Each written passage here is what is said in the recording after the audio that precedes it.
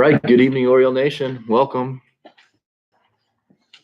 All right, good evening, everyone. We're going to call to the order the regular Board of Education meeting on November 20th at 7 p.m. So roll call, please. Hickman. Here. Kowalski here. Hack. Here. Hager. Here. And Matthew. All right, everyone is here. Outstanding. We're going to go to the Pledge of Allegiance next. I pledge allegiance to the flag of the United States of America and to the republic for which it stands, one nation, under God, indivisible, with liberty and justice for all. Right. Next one is to share our board mission statement and agreements. So our mission statement is we will develop policy that is representative of our community, set goals, and lead our district by collaborating. And those beliefs that really make that foundation is standing up and owning it. So as individuals, our mindset is how can we be the best we can be within the frame that we have? And then the second belief is we are one. So we do this together. We need each other. We need to lean on each other. We help each other out. We build off of the input of others. And then finally, the courage to grow. Like every night we're learning new things. Every moment we're learning new things. And how can we use that learning to best help others, including ourselves? All right. Our next item is to approve the consent agenda, which was attached in our board packets, and the three items inside there: approval from our October 23rd, 2023 regular board meetings, the minutes that are in there. And then the second is approval of the November 2nd special board training meeting minutes. And third is the treasurer report that was found in the board packet shared with us. So look for a motion to approve that consent agenda for today. So, second. And roll call? Matthew. Yes. Hack. Yes. Jaeger. Yes. Ackerman. Yes. Kowalski, yes. All right, we're gonna move on to item F, and it's board members share a moment of pride. So who's leading, who went last time? You got, all right, go ahead, Rick. Actually, I wanted to give a shout out to the Campbellsport 8th grade boys basketball team. We played them in the first game this year. And we have a player on our team who has some challenges and can't dribble the ball and things like that. And we had built up in the first half like a 15-point lead. And Campbellsport was coming back. They got it down to 6. And I didn't know it, but our coach hadn't talked to the referees or Campbellsport coaches. But they got down to 6 points, and we put our player in who's challenged. And it was quite the scene because we brought the ball down, our players got it to this guy, and he started running towards the basket. And the refs instinctively knew not to call anything. The Campbellsport players backed off, and the coaches didn't say anything. I mean, they had gotten us down to 6 points, so it wasn't like the fans didn't say anything. So he took a shot, missed it. They let us get the rebound, get it back to him. He shot and made it. Kid was totally excited. Stands went crazy. All the players went crazy. Their coaches went crazy. And I just thought, when the game got close like that, for them to show that kind of sportsmanship, I thought was pretty special. So I talked to the coaches afterwards, and they were like, hey, that was an easy call. And I give them a lot of credit. That's awesome. It's a great video too. I think that's out there as well on Facebook. It's so good. Thanks, Rick. Next, all right. I'm going to talk about the Optimist Pancake Day, which I was a part of, and I saw many of you there. I think it's a great way to showcase our school, our district, for the community to come in here, and there's over 1,000 people that come through that line, and to get to see our facilities. It's a great way. There's many clubs that are involved: Key Club, Robotics, and the Cub Scouts, just to name a few. Our district staff did a great job. Dave's crew, Ron, Julie in the kitchen helping us out. So it was a great team effort, I think, with our district, and so it was a great day. So, Was that one of your largest attendance, or was it close in that it was ballpark? very close. I think it was probably about the second highest. Okay, that's amazing. Yeah. awesome. I had that as well. That was awesome to see. And then the school play, I was unfortunately out of town, couldn't go to it, but heard a lot of great things about the play itself and just an actual play. Like sometimes people don't always resonate with the play we picked. They really love the play we picked and the actors and actresses on the stage. And then my other item was, like I said, was on the pancake breakfast. When I was there, like a couple of years ago, 2 years ago, I don't know, the last year it might have been, you could get in pretty quick. The line was like literally wrapped through FLC, by the gym, out of the door. So like, and this was at 10:30-ish. So I mean, it was later, 9:30, 10. So it was really cool to see. Oh, mine was a musical too. My wife and I were able to make it, and it's just so great to see the talent that the kids show. And I was talking to Faith in the hallway there, and I said, you know, when I was in high school, and I'm not exaggerating, I think there was one guy and one girl who had the guts to get up in front of the school and sing. You know, and back then, you know, that was, nobody wanted to do that. You'd get embarrassed or whatever. So to see all you kids in all the musicals actually, you know, through the years, and Faith, your character, I kept pulling for you to give in to that guy, but you wouldn't do it. So, but it was excellent. And, you know, I'm a big supporter of athletics and go as much as I can, but I think the arts is just as important to the kids who like that kind of thing too, to become fully developed students. Mine too is musical.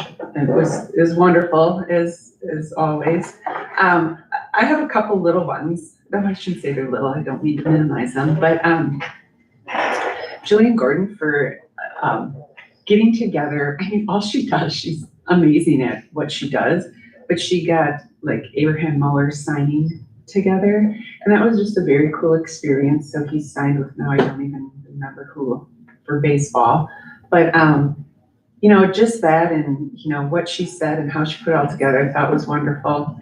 She does a fabulous job, and she's, I know, under the gun a little bit here and there with all the stuff that's changing and things like that. So she has her hands full. I was out just socially, and there happened to be a couple of teachers and a staff member, and you know, I don't talk shop or whatever you want to say much, but they were very excited about the future of our district, which was really good to hear. So that was awesome to hear that. And then I'm very grateful for a little note that was in my mailbox, you know, as a thank you for being on the board, which I thought was wonderful. So thank you to whoever did that. Awesome. Thank you everyone for sharing.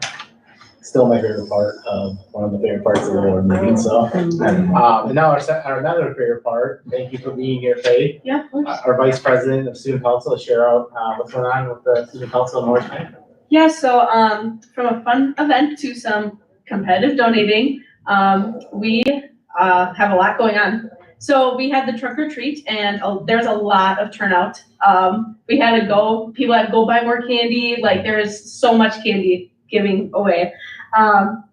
Was that the first time that was? Yeah, that was the first time. So the line was all the way down by Bessie Allen. It was amazing. It was pretty cool.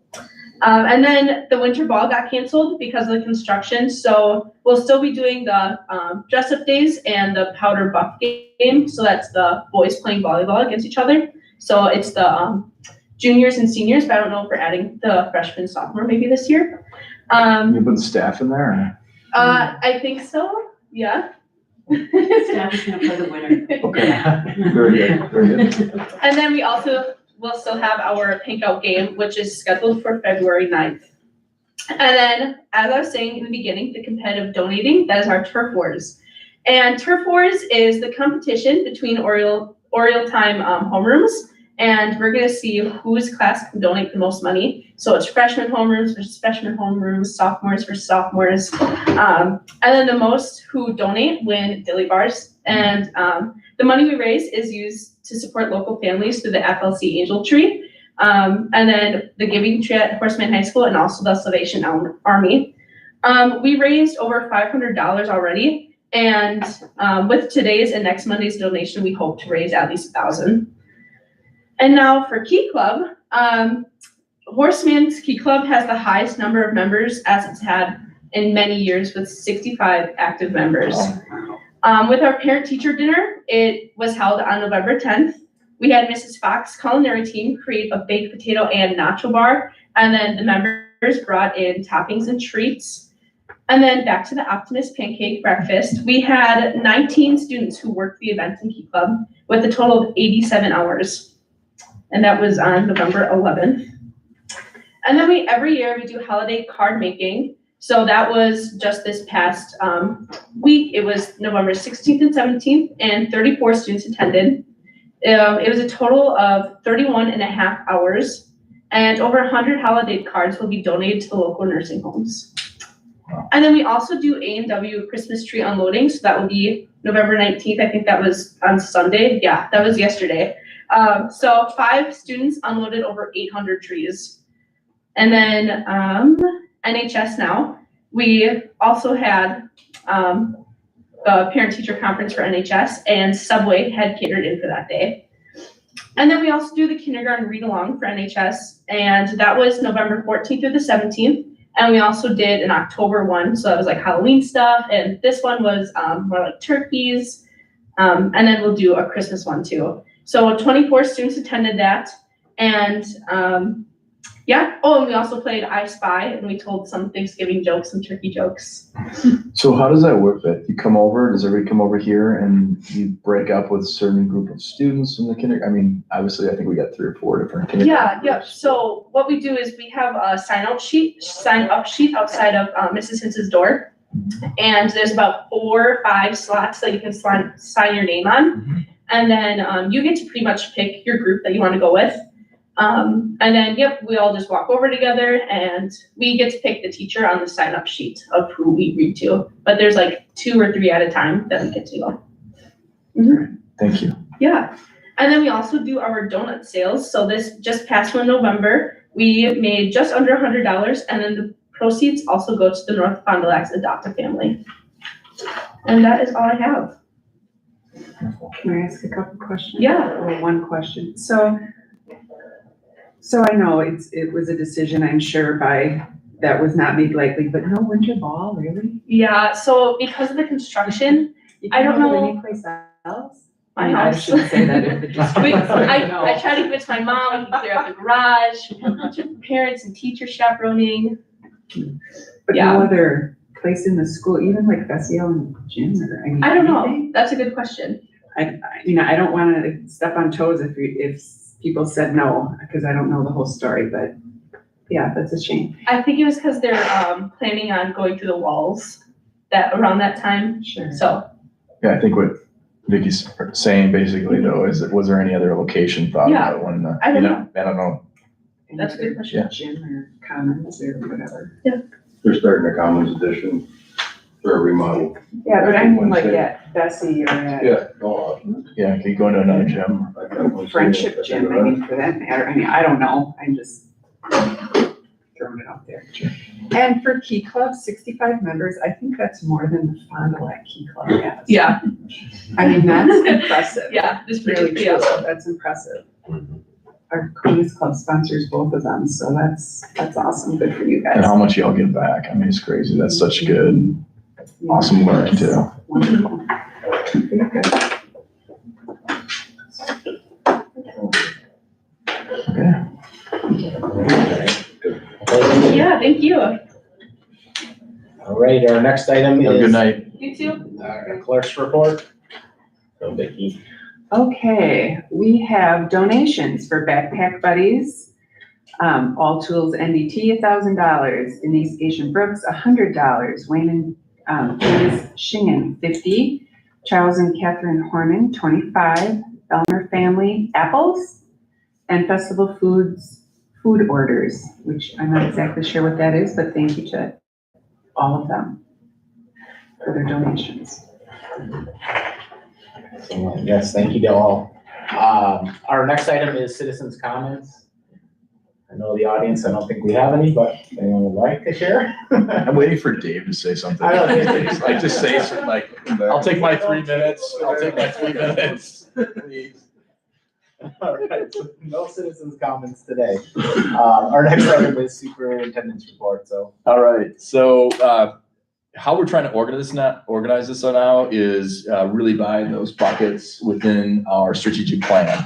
And, I have a handout in your folder too. We'll get to this later, but it kind of goes back to what we were talking about with, Ted. It looks like this, there's 2 different pages.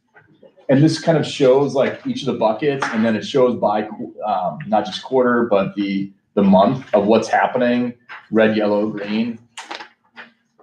There's a couple different ones, but this is the 2 that you need to look at right now. I mean, for right now purposes, I'll show you, yeah, okay.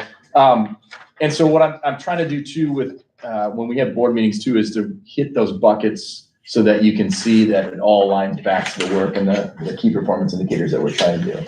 So we'll look at these a little bit later. I'll talk you through those, but where I want to start out first is really working on safe and emotional, healthy schools, and really talk about our mental health. And so I'm going to ask Ms. Carrie Netz to come forward and share out our report about mental health. Sure, can you bring up EduClimber? Yes. I think I can. Okay.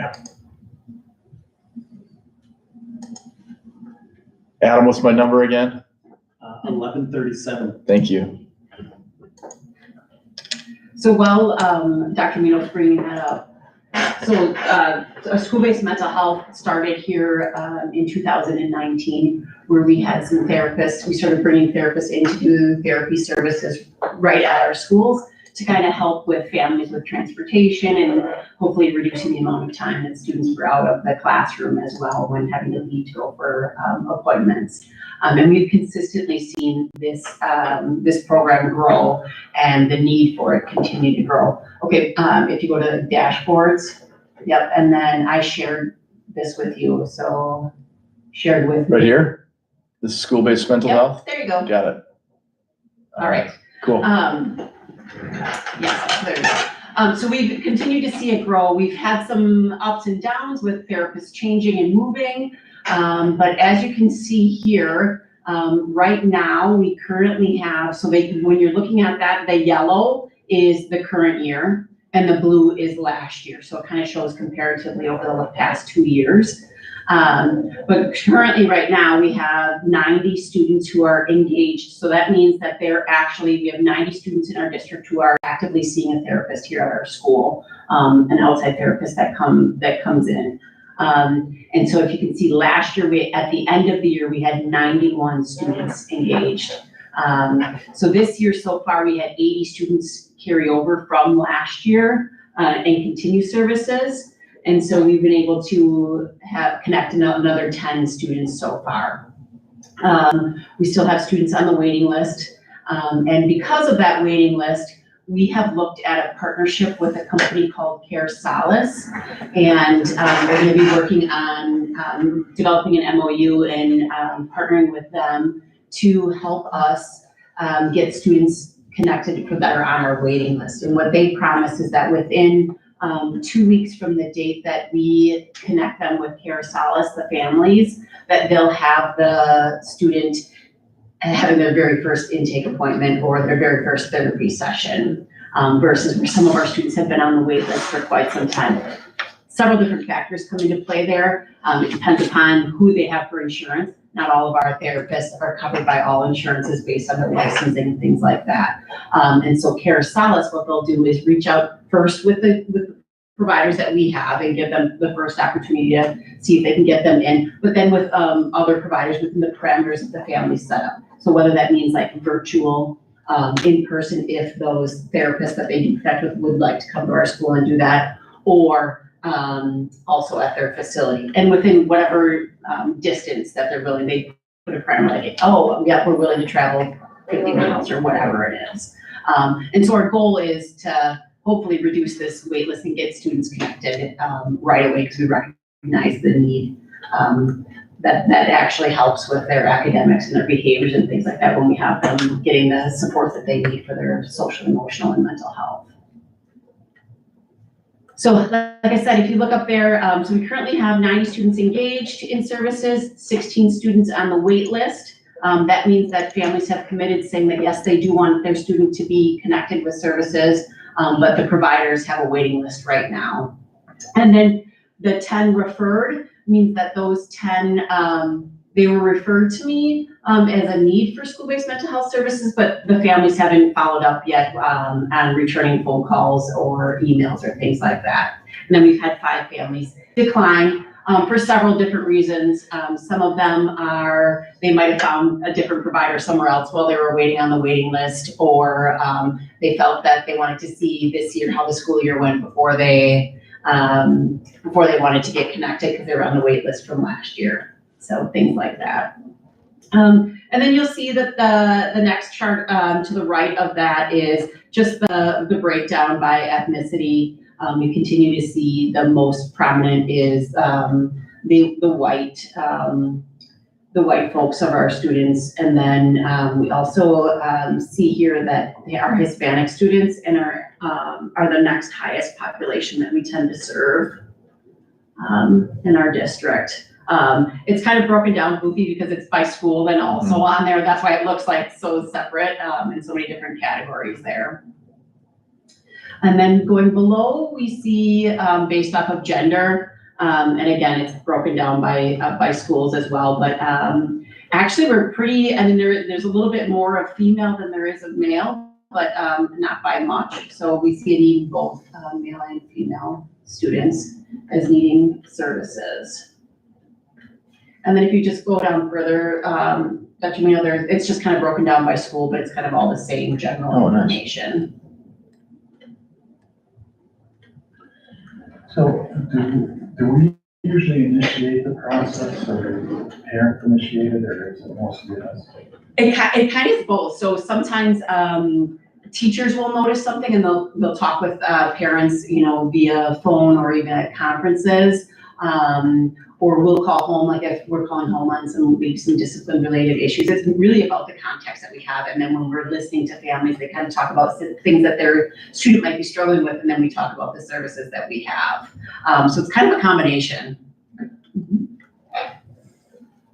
So it started, what, 18 or 19? 2019. 19. So obviously we don't have any stats before that, but so this is grown. I mean, I see like last year and this year are the same. So has it grown a lot? Yes. So Mr. Wismer was looking for some information from me. So I actually just pulled this up. So in 2019 to 20, we had 113 students referred for services. And then the following school year, the 20 to 21, there were 131 students. So an increase of almost 20 students.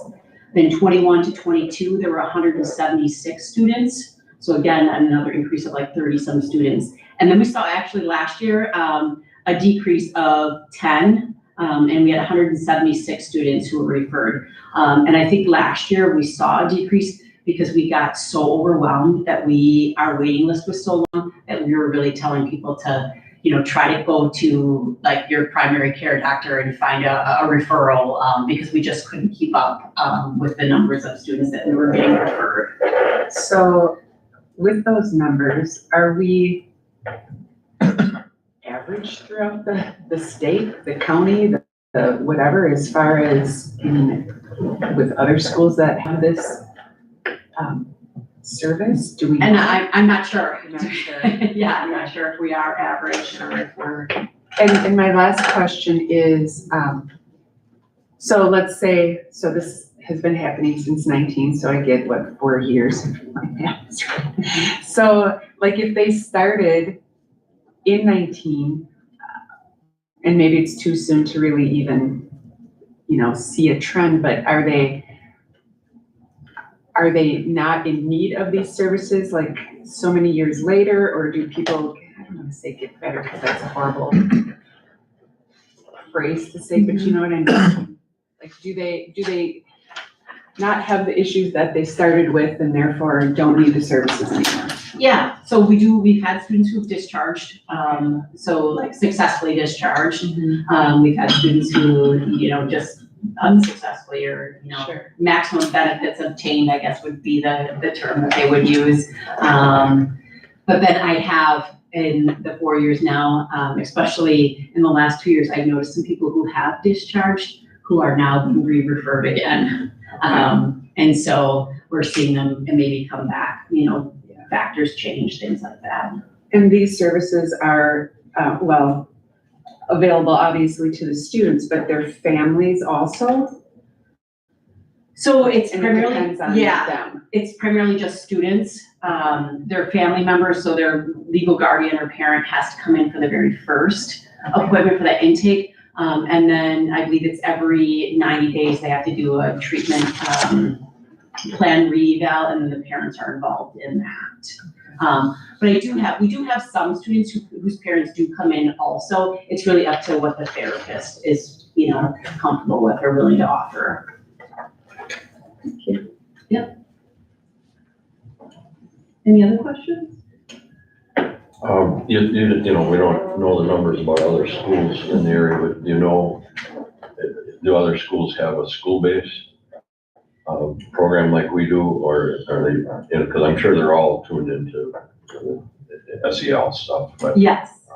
Yeah, so all of our surrounding schools have the same service. There was in 2019 for sure, but there was a big push for the school-based mental health grant, which then started a lot of these programs. And so a lot of the schools do have that service now. Like Oakfield does, I know, Fond du Lac does, Campbellsport does, Rosendale, Brandon do. So all of the surrounding schools do. So with that, has like the truancy gone down? Have we noticed an increase in, test scores or, so what are our, I don't want to say measurements, but do you know what I mean with that SEL or? Yeah, so I started looking at, last year, I started looking into seeing if our discipline data would reduce, because a lot of times, when you get to the root cause of why somebody's acting out, it usually is some underlying mental health related issue or, lack of a skill that they don't have, a coping skill of some sort. And I don't think we have any conclusive data that says that it is shifted that yet. Mhm. Can you talk about the AMHE/mental fitness team and kind of what they do? Just a brief overview so they have an idea what goes on and who's part of that, and Sure. so they get a. So the Allies in Mental Health Education, which is AMHE, started, I believe, in 2018. And that team, which is kind of like our pupil services team, so our school counselors in all three of the schools, the school psychs in all three of the schools, the principals, our director of pupil services, director of curriculum, they're all on this team, and we work together to look at like mental health related issues within the school and how we can address those.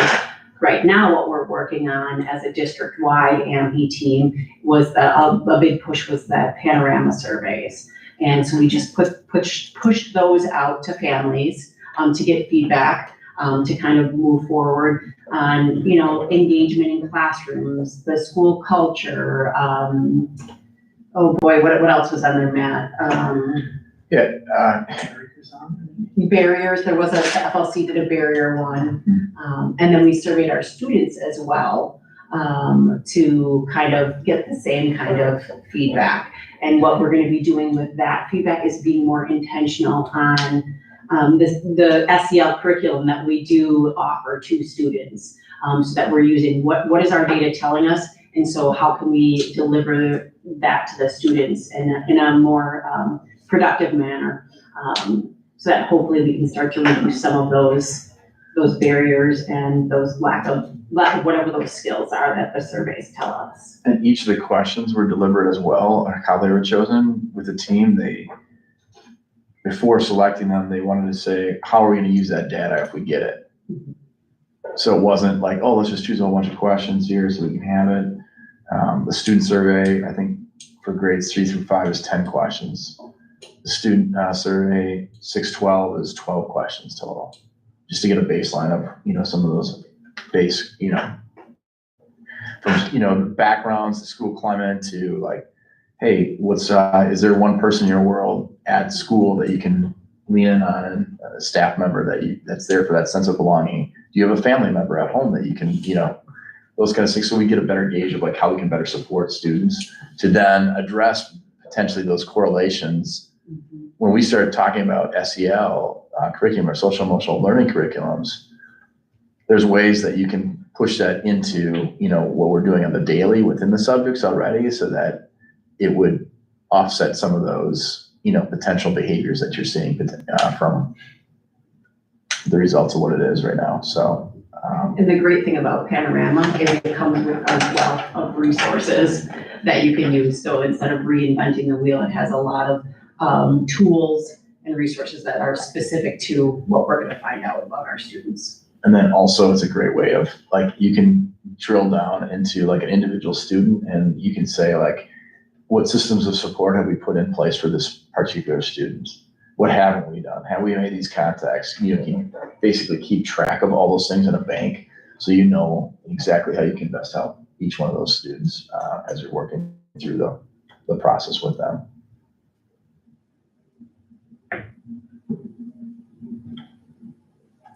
Thank you, Carrie, for going on a little bit about that. Appreciate it. No problem. Thank you. Carrie's been instrumental. She facilitates the whole group with our AMI team, and I mean, just one more thing that she does in her given days. So we're really thankful for all of her leadership and what she contributes back to North Fond du Lac. So appreciate you. So moving to another bucket, we get to check out learning and academics, and I'm going to have Mr. Adam Broughton take it from there, talking about our collaborative teams and walking through that. So maybe I'll come up there just so people aren't having to look or feel like they're being rude. They don't look at me and look at the screen, and let's put my eyes safe so I can see what we're talking about here. But you're clear. Sure. Yeah. There you go. Yeah. Awesome. And I don't know what Matt or Dr. Minos prepped you with, but we kind of chatted offline about it'd be great to kind of just start to give you a little taste of some of the things that we present to our staff in that space of teaching and learning. So today you can kind of see, starting with talking about collaborative teams, giving you a little bit of understanding around that. Although with probably this and anything else we talked about, it's probably going to breed more questions. And it would be great that we can give you some quick answers now, but then things that might be bigger that we need to sit down for 3-4 hours to really talk about all those other things. So what Adam's talking about too, just jumping in, this is part of my goal too as well, like making sure that we have the ability to run successful, efficient, collaborative teams, but it's also aligned directly back to our, learning academics bucket for our strategic plan with relation to those key performance indicators and local assessments for math and literacy, as well as our state assessments too. So I just want to jump in. Yeah, and totally interrupt too as I go through probably about 8 or so slides, but interrupt if you need a little bit more information. Definitely we'll have time at the end for questions. So pretty much every slide is stolen from things we've shown our staff. So you're just basically seeing what our staff has seen probably multiple times, and what they've been we've been putting in front of them kind of repeatedly, just so we're breathing that clarity. Kind of put refocusing on here, just to kind of set this table. I know some of you have probably heard us talk about PLCs, and that's basically kind of the idea, and some of the language that some districts use as far as having teams of teachers and educators meet together. We kind of invited people to kind of forget how we used to do things with PLCs, and even change that naming to collaborative teams, because we wanted to really kind of, some of the language in our field is not doing PLC light, but doing PLC right. So we kind of rebranded even that name of, hey, we're gonna call these collaborative teams, and kind of refocus and talk about what these are. So like Matt mentioned, we've been kind of hitting this with staff throughout, but this all kind of ties into, of course, our teaching and learning buckets. You'll see that I think pretty clearly as we go through. It ties into our cultural playbook pieces, ties into our academic expectations for how we want instruction to look. And then, of course, kind of that other visual, I know Matt's shown you a few times, just about kind of that big 10-year plan all the way down to what we do on an annual basis and what teachers do. So just know this kind of fits in with everything and is, you know, kind of one of the big pieces teaching and learning wise that we wanted to get in place this year. So, so with collaborative teams, just so you understand too, so we have those Thursday morning meetings across the district, an hour before school starts. So that Thursday morning is what we call our collaborative team time or our CT time. So this is a slide that we've presented a couple times, and kind of how I presented this to staff was, hey, as you're learning or relearning this, if you don't remember anything else, just know that when we get together and meet as a team, we're not talking about kids, but we're trying to talk about student learning or kids learning. At no fault or no bad intentions for us. This happens in lots of districts, but you get educators together, sometimes things that are good things to talk about, like field trips or parent letters, all those things that come up. The conversation goes there, but in a true collaborative team, we want to have that time focus on talk about student learning, not those other things that, again, those can be talked about at a different time, but keep that focus on the learning end of conversations.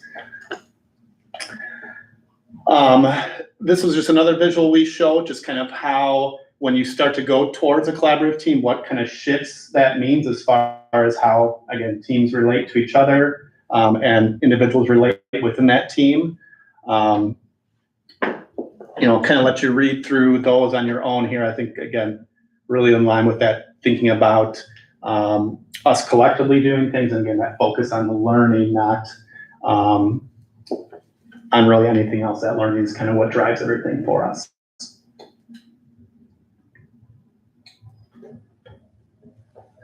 And this last one's kind of an interesting one. You know, there's obviously director of teaching and learning. Teaching is good, but our focus is on learning, and obviously there's teaching practices built into that, but it's, you know, again, at the end of the day, if students are learning, we're probably going to keep doing that. And if kids aren't learning, we're probably going to pivot our teaching so that we maximize that learning.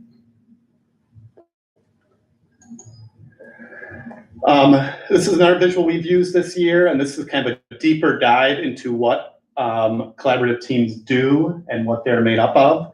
And the next slide, I'll kind of show you our time frame of how we're going about each of these. So this first one of just the culture of high performing teams, that was really set in August. Just talking about, again, forget what you know about PLCs. Here's what we're going for collaborative teams and resetting how those teams should operate and how student learning is all about responsibilities.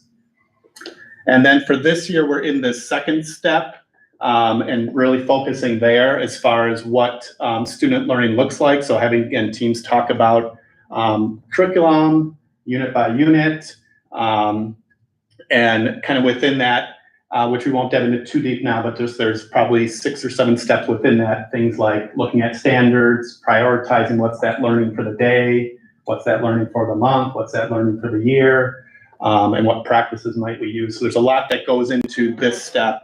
But that's kind of where we're focusing our attention right now. So, and as we get into some of these other steps, this third step is one we're looking at probably next year, is looking at the assessment piece. So how do we have the right tools and assessments that tell us if that learning is sticking or not? And if it's not, again, like I mentioned before, that rules the day. So if learning isn't taking place, we go back here and say, what was it?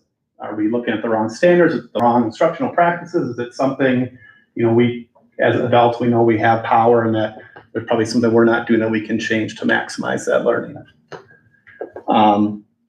And then as we get into these other pieces, these are kind of getting into learning a couple of years from now for us as adults, but really looking at, okay, what do we do for kids that haven't learned it yet? And what do we do for kids that already have learned it? And then number 6 ties right into our KPIs as far as, hey, we're continuously learning. So I tell teams all the time in our district that this work never ends. So it's never going to be a point where we come to you as at the board and say, hey, we're done with all this. We figured out this learning thing. When we have achievement scores that are, 60, 80%, some of the highest scores in the state, we're still not going to stop doing some of these pieces. Always need to kind of come back, and it really ends up being a cycle.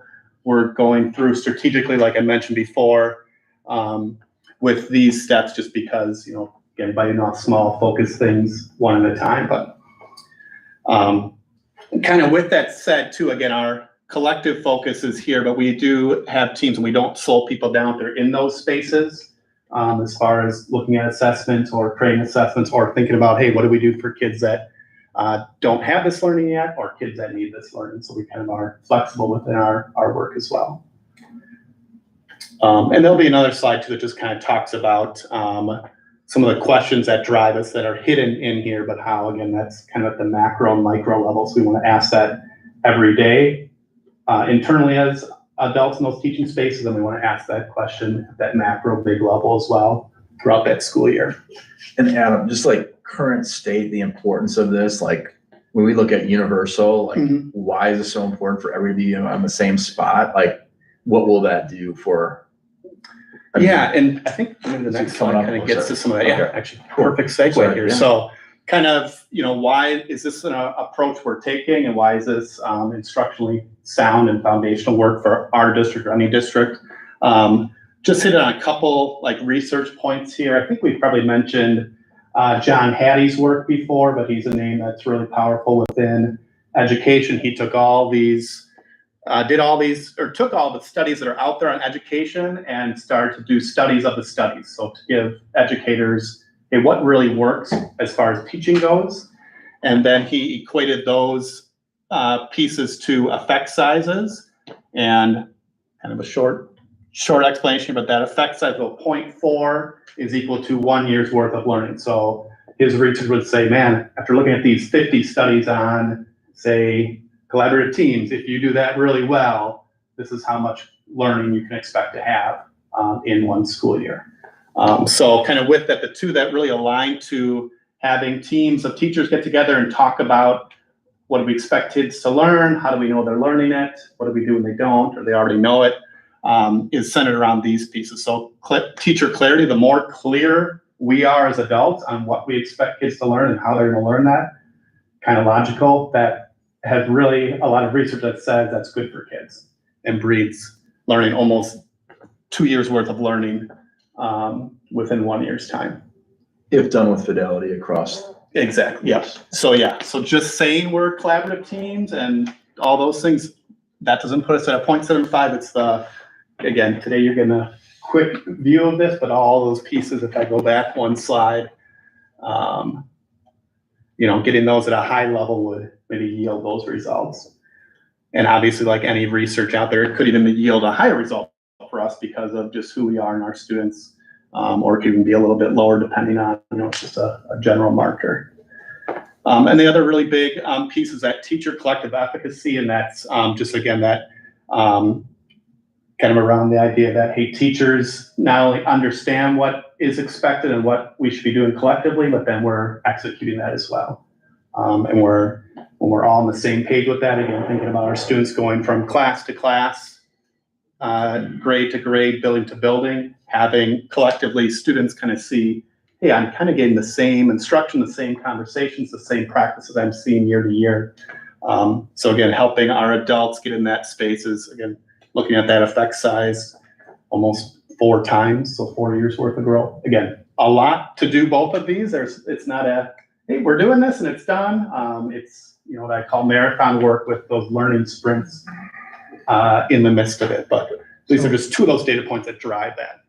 So what do these teams look like? I mean, are they at each individual building? Are they each grade level, or? What do they look like? Great question. And they can look like anything. So basically when you have teams getting together, you could say, hey, this is a collaborative team and we're talking about student learning. Right now, where most of our teams are either grade level teams at, say, grades K through 5 and at Trefford. And then at our 6-12 buildings are mostly our content area teams. So science is meeting 6 through 8, math is meeting. But, you know, as we get going a little bit deeper, we'll have teams. We might have 4th grade and 5th grade meet together, or 5th meeting with 6th grade. It would still be a collaborative team, and they would still be talking about student learning and really ensuring that, hey, is that learning from 5th grade to 6th grade? Does it flow, and is it aligned? So again, right now, pretty much grade levels or content teams, but it can really be any scope. Does that make sense, or is that? No, Happy with that? yeah, I understand what you're saying. And every one of those Thursdays are dictated by. Yep. Like, this is what we're doing, this is how we're gonna do this, so it's really drawn up. Yeah. Created, Adam, the rest of the leadership team, principals. Yeah. So it's not just, oh, come in and let's talk. It's actually doing the work, and I'll let you continue, because there's. Yeah, more we'll that show coming you up here that too. Yeah, So I'll show you some examples of how we're kind of behind the scenes and outwardly getting there. But so again, lots of other studies. Again, if you just think about in general with collaborative teams, again, it's just getting all the adults on the same page so that we can do really great things for students. But if we let that time slip away and we're not talking about student learning, it's easy for that to be taken up by other things. That's where we have to really honor that time. And we're not just picking these things to pick them. That's what we're trying to say to y'all. When we look at these studies and these meta-analysis of this work, it's like picking the right lure. They're telling you, like, if you fish with this, you're gonna catch a lot of fish. Or if you do traditional practice or some of the ways that you're not gonna get those changes within your degree.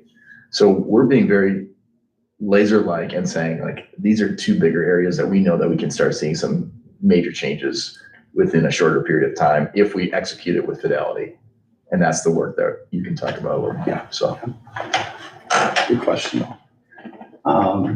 Anything else with the kind of the why or the ties to the research? And I kind of mentioned this before, but one of the things as a director a bunch of years ago and actually as a teacher even was just the ability for me to simplify what I do in the classroom, or what I want my teachers to do as a principal, or what I want our teachers to do and principals to do now as a director, is like, hey, anytime we can think about these 4 questions and have these be the anchor for us instructionally, probably good things are going to happen. Focus again on asking these questions. I'll ask these a lot when when conferencing with our principals or teachers, or just to get them thinking and reflecting. And these tie directly back to that blue chart we saw. So really each of these, typically, if you would talk to any of the companies that do this work and come in and help you do this work, they'd say each one of these is probably 1 year. So 1 year to get clear on what do we want students to learn, a year to get clear on the assessment piece of how do we know they're learning it, a year to do these pieces as well. So that's where, again, it kind of gets to be that 3 to 5 year plan when we're talking about really getting your collaborative teams in a place where they feel good. And again, the work never ends, but then they be able to make those small tweaks after that. And this is where, again, that micro level. So even within that day, we ask our teachers, hey, what do you want your kids to learn today? Focus on that. Everything should focus on that, your assessments, and how do you help kids that aren't there or already there? And then asking those 4 questions when you have a unit. What do you want them to learn for that unit? It's probably 4 to 5 big things you want them to learn. Great. Focus on that. What do you want them to learn for the school year? So again, really trying to dial that in from that micro and that macro level. And again, question 1 is really where we're focused right now, is collectively K-12. We definitely are dipping into those other pieces. So I don't want you to think, oh, we're not doing anything with these questions. No, we are, but kind of for that ability for us to collectively move in the right direction, our focus for this year's question 1. And then again, for you all too, like I told our staff, if you don't remember anything about this when you leave today, I would say just if you would join or jump in any of our collaborative teams, this would be something we're looking for as administrators and coaches that are listening in and say, are we talking about student learning?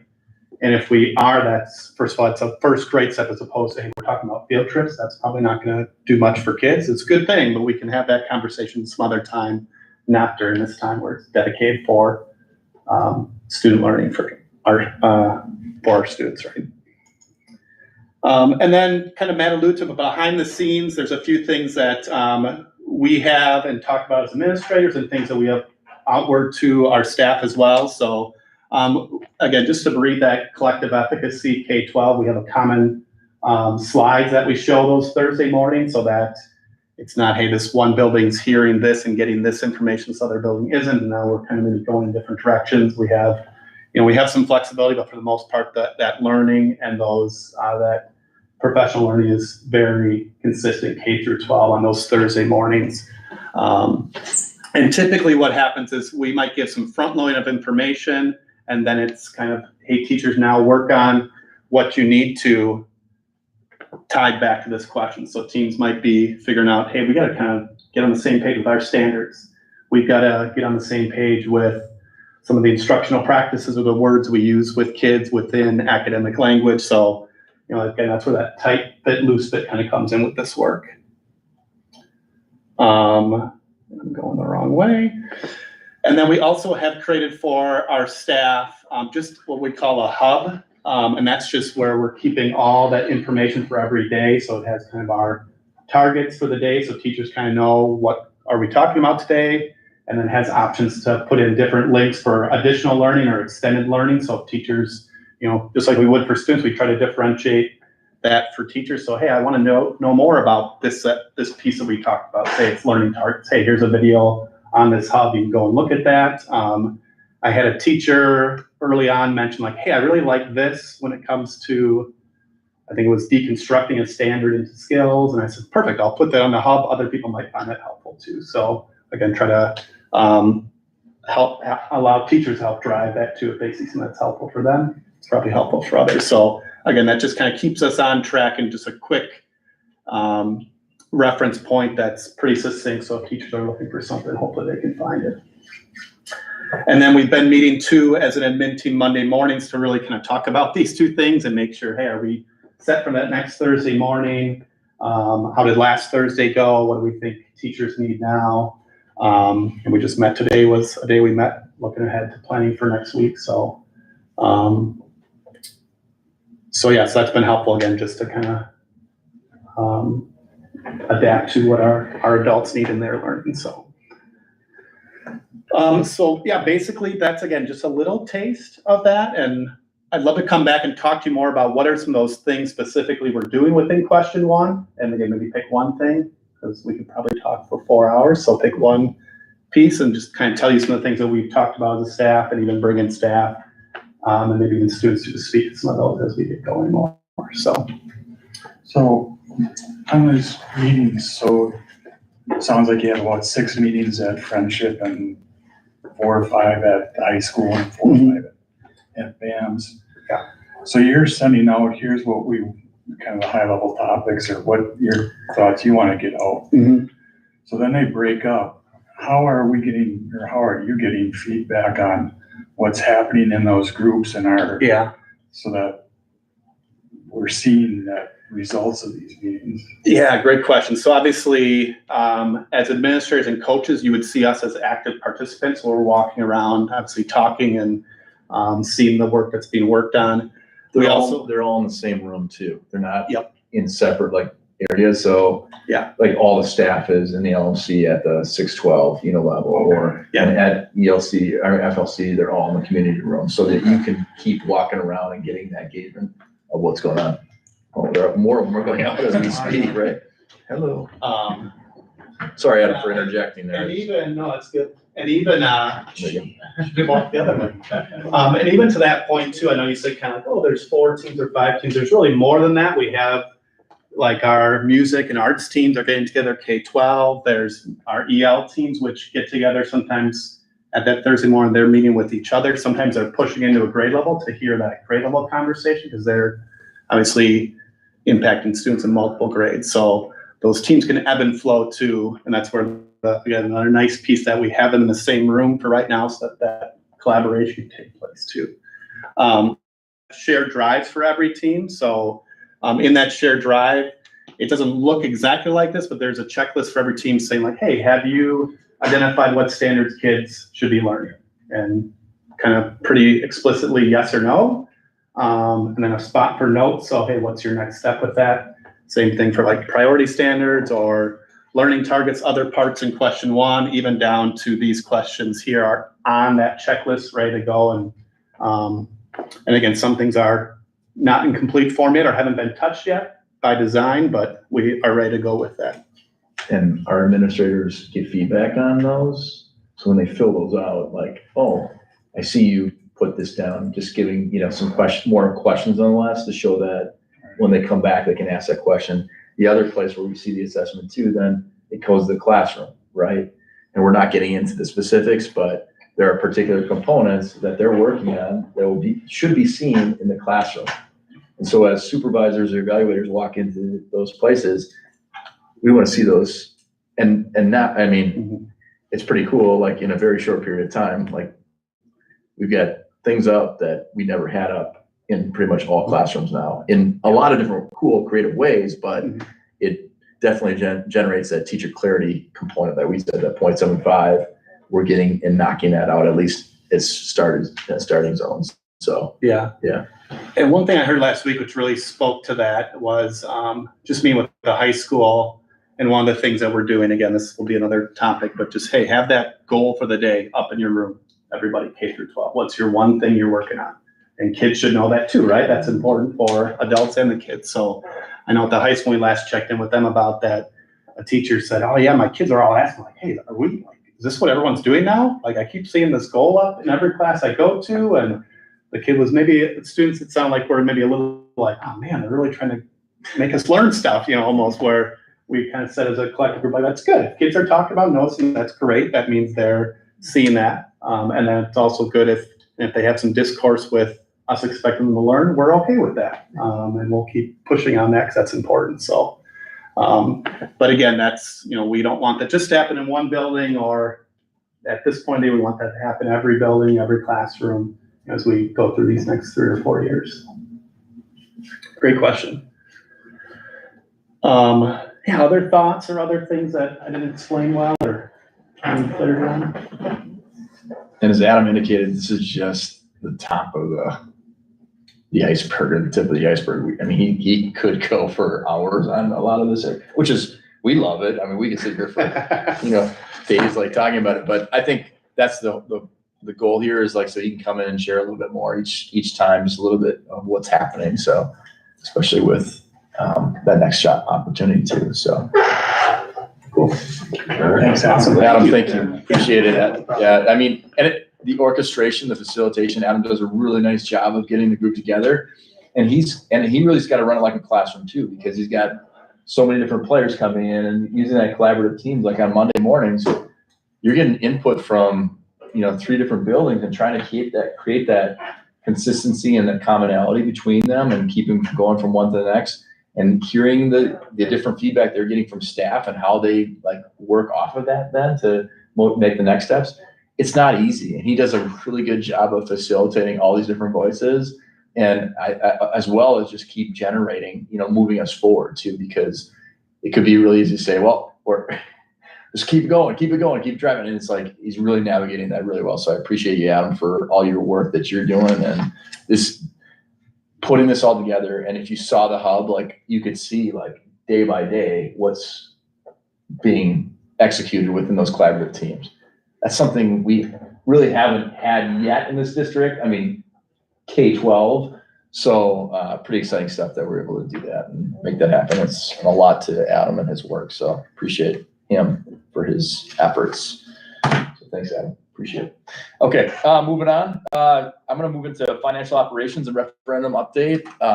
This isn't too long of one because we just had one a little bit ago. And our citizen Dave is in the audience, and I mean, it is rolling and almost at a speed it's great for us. But the weather's also been very helpful for us to get a lot of the work done. And I'm going to have you talk a little bit about specifically Horace Mann and BAMS, just where that's at too as well. All right, so Horace Mann, we're second story's up, roof is on, the roofers are there. Some subs are doing some penetration through the roofs and stuff just to make sure everything's good and well, so they don't punch a hole where we don't want a hole punched in the future. Moving along very, very nicely. You guys probably all noticed the weight room's open air weight room right now. The masons are on investing on one side. They're going to be going to the weight room to get that first floor outside wall up, so they can expand straight down there and then continue. C. Smith really wants to get the 2-story parts rough really quick, obviously for weather reasons. But the pod A over at Bessie Ellen, the walls are all up, all the masonry's done on the inside. The started, the roof years today.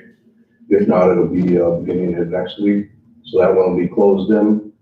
AB, AB is the middle one, they're, working on masonry right now. All our concrete floors are poured as of right now. The only concrete that we'll see poured yet this year is the topping on Span Creek. So project's moving well along. Always hate to say a timeline that they're ahead, but we're roughly a month ahead of what was scheduled. Like I said before, when Vicky was talking about the winter ball, they're starting the servery in the Commons Wednesday morning. Couple reasons for that. And one main one is a lot of the components for that are gonna show up here in the next month or so. It just, let's get it in there, let's get going on it, so we got a place to put the stuff. The other is we're really trying to give them as much time at Bessie Allen next summer, because that's really where the work is really gonna be tough to get done in that time frame. So talking with Dwayne and Matt, they agreed that we could get started on that, so, things are really looking good. ELC, we're waiting on some electrical stuff. Parking lot is done and striped, we'll be driving on that next Monday. Hope to get all the parts here within the next couple of weeks.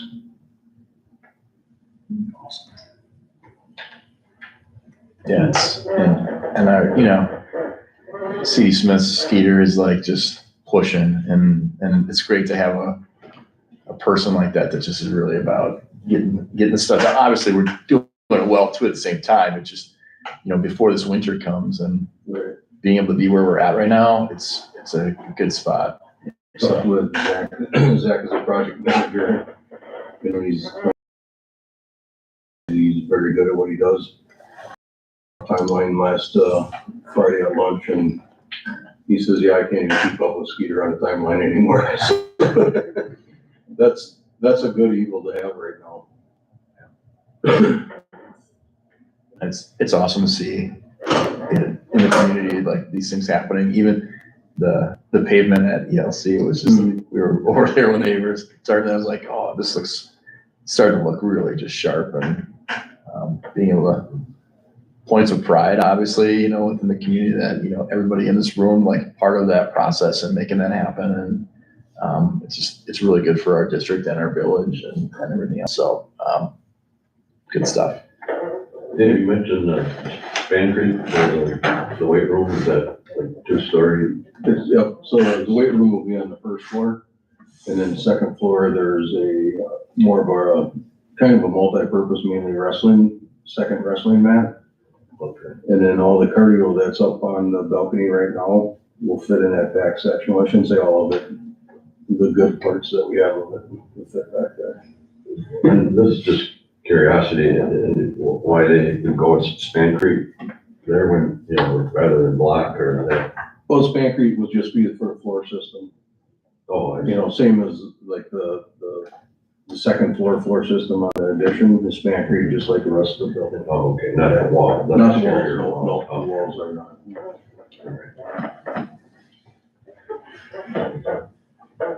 And in terms of like branding, we showed you that last time a little bit, and they're still working on some remodels of that. So we'll have updates in December. Furniture is really close. We knocked out quite a bit of some of those higher costs. Not to say that it's not costly in the first place, but just looking at a few different things to reduce some of that so we can meet our price point for that too. So, and we're within the budget with what we need to. Maria, Dave, and I meet weekly, if not, more like every other day, just to make sure that we're meeting what we need to within that frame. And I feel really good and confident with what, where we're at and the spending that's going on. So, yeah. So anyway, referendum. Any other questions about referendum before moving on within the financial operations? All right. The last bucket is engagement and communications, and that deals with family and student surveys. Carrie talked a little bit about this and show you what we have from the family so far. And again, out of all the different areas. So for, let's see here, where's my one? Okay. Yeah. So I can show you from the 612 level here, and I'll kick back in for the other part. But let's see here. So 110 responses total for 612 families. So 57 responses from families at Bessie Allen and 53 responses from Horace Mann, showing you that. And then from the K5 FLC, 163 responses within there, 20 responses from Trefford, and we got a couple responses within the Spanish versions of both those. For K5, it's 10. For 612, it's 2. I mean, this is what we got right now. We don't have any results. We're keeping it open until after this weekend. We've been kicking that out just to remind people to take it if they haven't. It's another quick survey. I think it's maybe 12 questions total. But we can review that with y'all too, just to show you some of that data the next time we come back and see what that looks like. Student data we'll be collecting and looking at as a the mental fitness group or the AMHE team that we talked about before, and just making sure we are going to get trained by Panorama, at least our leadership team, as well as that AMHE team we were talking about, of how to work with our staff to like really dissect that data and what we can do with that data once we get it. Because in Panorama, you're going to see every single student, every individual, and then you can see how they responded to the various things, and they've got different analytics too that you can run up. And then, as Carrie mentioned before, there's other things that you can use as far as resources to best support students along the way. So pretty awesome bank for us to look at and work through. So any questions about Panorama at this point? Okay, now getting to the sheet, these two sheets. I try to work out kind of what Ted was sharing at the last time we met, just saying like, okay, by month, what is happening in those areas? And I don't have a color key code on here, but I will get that for you at some point. And then I put all the buckets on the left. Under each of the buckets, I showed like some of the action steps that we're going, including, if you notice on the top there, collaborative teams. The colors are indicating very different things, like it's like the stoplight, right? So if it's red, you're seeing red, we haven't done any movement on that level. If it's yellow, it's in its kind of starting phases. If it's green with yellow writing, there are things going on, but it's still a work in progress. Like when we talk about collaborative teams, we're still meeting every Thursday morning and making things happen. We're still doing those kind of things. But then just showing you some of those different things. If it's green and like white or whatever print, it's pretty much, we're done with some of those components. But what I try to indicate here, and I'm not going through all this with you today, and you can look at this as just a quick cheat sheet of some of those things. And I've got it up to Q2 or November and stuff that's coming up in December, just as a given of like where things are at. What I want to do is get through January through the rest of the year too, so you can kind of see what's anticipated. And then whether or not we'll hit that is, we'll indicate it by the color systems that we have here too. On this last page, it looks like this. And this is just a draft, so please bear with me too. Lauren Viola was working on some stuff too, because she liked how that was framed. And she was just laying it out so that she could have a clearer view of like in those different areas and what she's focusing on within the building's goals and other things. So she's got like just a runway of some of the stuff that they've been doing, as well as what they need to still obtain by the, moving forward here. And again, same coloring situation here, green, they've completed and they've gone through. If you've got the yellow writing, it's something still they're working on. If it's the black writing and the green, it's pretty much done. But then you see like December through May, some of the things that are continuing or coming up that haven't been completed yet. They're just waiting to make those things happen. So this is something, if you like something like this too, that would help you. I was just throwing it out there so that every building leader could show you that, so you could kind of see that. And this is alluding back to percentages on goals versus like, here are the specifics that are happening every single month. I just want some feedback from y'all to say like, is this something that would benefit or help you out a little bit? Just giving you a quick gauge. It doesn't have everything in here. It's just this is a mere, quick paint of some of the things that are happening, but making sure we're articulating that we're, staying the course with these opportunities for our district, for that matter.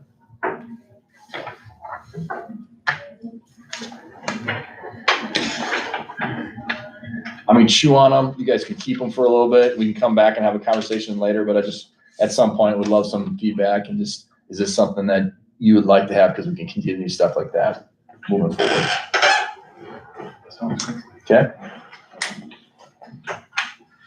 All right, first reading, policies, that's the next thing on my report. We're not gonna be able to do that until next time because our committee didn't even get through all the terms, and I will have to apologize. My parents called midway and I thought there was something serious happening, so it wasn't, thank God, but we'll get back to the policy reading or prior to the meetings in December, so we can get through all those and then we can have our first reading as a full group. So we'll table that.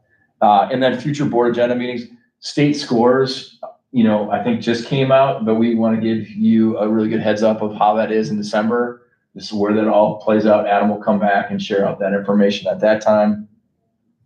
Our calendar, kind of where we're at right now, including that scheduling process that I share with y'all too, of just like, what could our schedule look like? We've had some really good meetings. The last meeting they were going through, our 30 plus teachers and staff were designing prototypes for possibilities to make the system and everything work common in collective across the board. So some good work there. It's still in draft form, but we'll share with some of those things with you as soon as we get to those. Admin contracts, we'll start talking about those for sure as they're coming up here before January. Holiday concerts, board candidate signature period, that's coming up here too, as we're moving forward. So just future things that we're going to be looking at in future months here. Any questions at all about that or anything that we talked about tonight? When you talk about the state scores, I don't think we ever covered the ACT scores last year.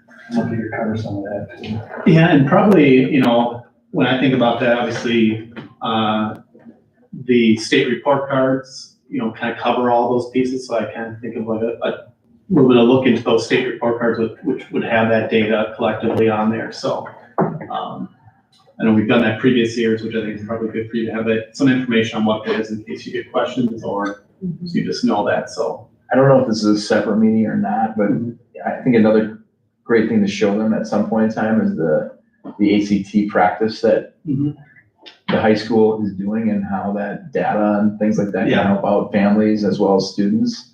Yeah, I think that's a great thing to show, just at least give them a drive-by of what that is as well. Yeah. But I don't know if that links in with the state because it's a lot, but so there's lots of it, right? So I think that'd be a great thing for you all to have your eyes on too, just a new assessment and tool that we use this year, which I think can be good for students and families and our teachers too. So, but yeah, I think, does that make sense? Or is that kind of what we're thinking when test scores, maybe that report card look, and it gives us that, and then you can see the report cards too in the same.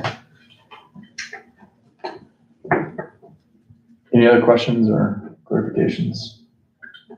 All right. All right. Thank you, Matt, and everyone else that had presented today. Our new business, we only have 2 items. One is discuss and consider early graduation requests, and we had 2 early graduation requests that are in our packets today. So I say name, right? Yeah. Okay. The first one was for Autumn Westfall that was shared in our packet. And then the second one was for Keegan Schneider. I mispronounced the name, I apologize. But wanted to see if there are any questions. In the packet too, were supporting documents, including a letter that was shared by the student and any supporting letters shared by others that support the decision. I guess I had a couple of questions, not on these specifically, but in general. Is this a policy that these get approved by the board, or is this a state statute kind of thing? That's something I have to look into. Go ahead. Yeah, it's a local policy. They came to us a couple of years ago, I think it was 2 or maybe 3 years ago, and asked if their students that were here are done with the credits, and we're just thinking they're just going to be buying their time second semester. They'd like to work or money for college, you know, or. No, I think it's a good idea. I'm more questioning What is it? why it comes to the board. I mean, if the school signed off, principals kind of signed off, I mean, have we ever turned one down? And if we have to do it, can we at least maybe put it in the consent agenda? Because one thing that made me uncomfortable looking through the packet is seeing all their grades, because now it's public record, right? So all their grades are in there. Nobody else has to do that. Which I'm fine, you know, the principals and all that, go through it and sign off on it. I just think that's personal information that, and if we never say no, I don't know why we at least don't put it in the consent agenda, but I would even argue why put it into the board if the principal and the superintendent sign off. What are we gonna do? Yeah, I guess I'm not sure if it's a formality to make it official, that it has to have board action. And that's why I asked, is it a policy or You a can take state that and- statute? Yeah, Ask that question. absolutely. Because I've really felt uncomfortable seeing those grades in there. Well, the grades are still student record, right? Even, you know, we get this in the packet. This isn't going out to the public though, right? It's public record, all right? The packet is.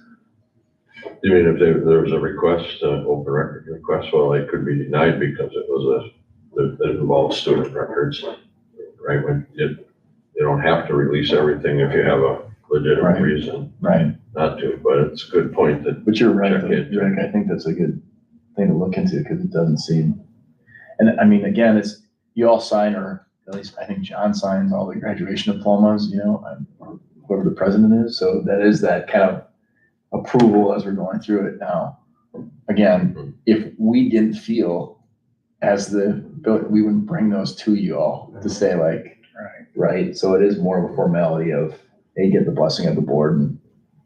But I'll look into it and check the policy and things like that as well. Yeah, and just another thought too, we really wouldn't have to see that as part of this action, see the grades. If the counselor's saying the person's met the criteria, that would be enough, I would think. I don't think we've ever seen these before. I don't remember seeing them. I think we have. Well, On previous ones. And we've seen them a lot with expulsions, you know, that's part of that presentation. But I mean, I think the grade is the reason, but the question is more, do we have to? Yeah, right. Right. Yeah, so we can get. I could see if we ever got into a debate and turned that down, but I don't think we're ever going to if everybody signed Well, off. everyone's, yeah, I understood. What was Keegan's last name? SCH SCH. and EIDER. All right. All right, well, it's on our item for today, so I think we'll still continue with today for these two. And then we'll look at a future board meeting. So looking for a motion, go ahead, Jason. Well, there should be a file somewhere in the office that. Yeah, I got it written down where I can look into it for sure. Because there's also some specific rules, well, I don't know if rules is the right word, but where if they do graduate early, they can't participate in activities, sports or whatever, second semester, they're giving up that, you know, things like that. But then we also though allow them to come back, if I remember right, to walk, you know, graduation. We don't allow them We to? do. We do. We do, okay, thank you. Yeah, that's good. But right, they can do any extra. Right, because they're sports or- officially done. Yeah. Right.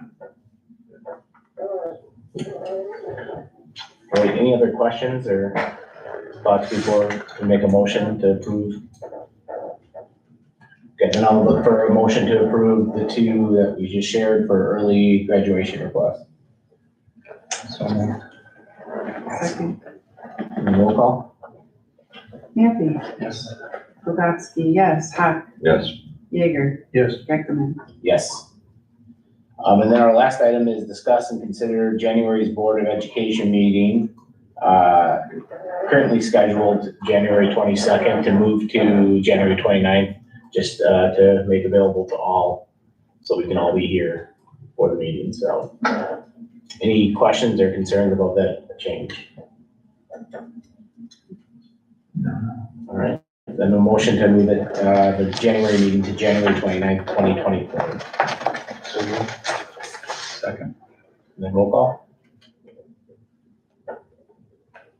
Hager, Yes. Mathew, Yes. Beckerman, Yes. Polkowski, yes, Hawk. Yes. All right, our final item is adjournment, and I think I can just say this meeting's adjourned unless there's any push against that. All in favor? Aye. Good night, everyone. Yeah, I think that was a good stage.